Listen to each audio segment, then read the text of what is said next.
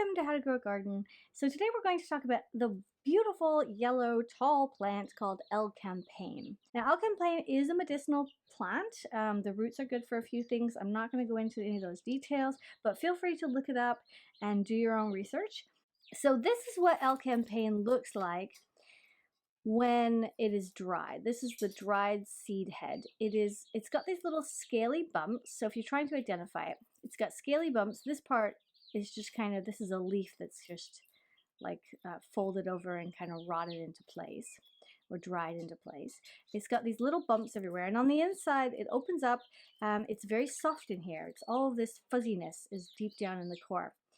So when you're pulling it apart, there's of course a stem. I would break the stem off and then pull back the sides.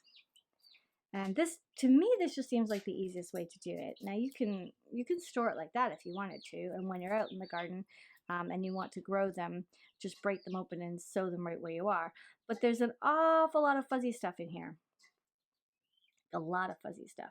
Now this makes me wonder, I haven't done any research on it, but I'm curious what we would have used it for. It almost feels like maybe like a shaving brush, like you could totally peel it back and get away with that, like instead of having to make your own. Once upon a time we just used what nature gave us, and this definitely feels like a little brush, which is pretty cool. So once you've pulled that apart, you're going to find that amongst this there's lots of fibers, lots and lots and lots.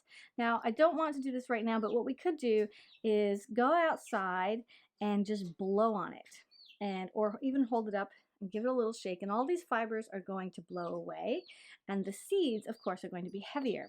So it's hard to see right now, but somewhere in here there are seeds, and they look like this. You don't want to save the seeds that are thin and kind of hollow and don't have any real substance to them. These are not going to be viable. They're not going to turn into anything. You're looking for these big, thick guys. They're nice and thick, they're shiny, and they're really dark. I wouldn't even save this one because I don't think that the genetic material, the genetic memory in this one is going to be as good as these ones. These are going to produce really high quality, awesome plant. How I like to do this is I have a little tiny jar, and jars are my favorite option. So I'm going to put some rice in the bottom, and you really don't need that many. And then I'm just going to pop my little seeds in here. Now I know that they're already dry. They already look like this. You can tell that they're not cold to the touch. They look pretty dry, but just in case there's any moisture at all that fell on them, or there's moisture in the air or anything, I like to put a few little bits of rice in here. So by putting the rice in, I know for sure that these seeds are not going to rot on me. So I would go through here and pick them all out. Now, like I'm saying, I don't want to keep every single one. If they're flat, then I'm not going to keep them. I'm really looking for the nice big poofy ones. I'm not seeing a lot. Maybe like this one. And of course, the last thing to do, which is super important, is write what it is.